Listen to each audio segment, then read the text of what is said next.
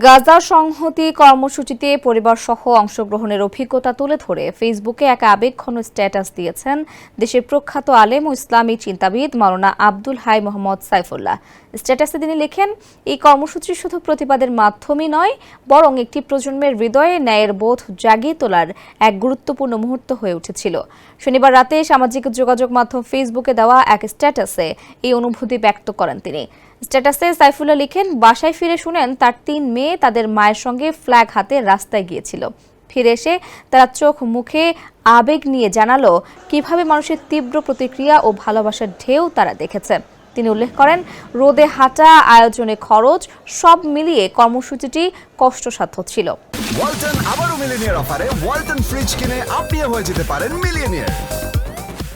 কিন্তু শেষে এসে যখন স্ত্রীর ফোনে মেয়েদের স্লোগান দেওয়া ভিডিও দেখলেন, ফিলিস্তিন জিন্দাবাদ, হাইফা ইলাত নিপাত যাক, তখন সেই কষ্ট যেন এক অনন্য অর্জনের রূপ নিল।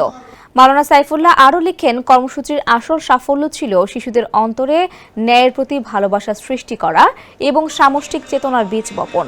তার এই স্ট্যাটাস ইতোমধ্যে সামাজিক মাধ্যমে ছড়িয়ে পড়েছে এবং অনেকে এতে একাত্মতা প্রকাশ করেছেন।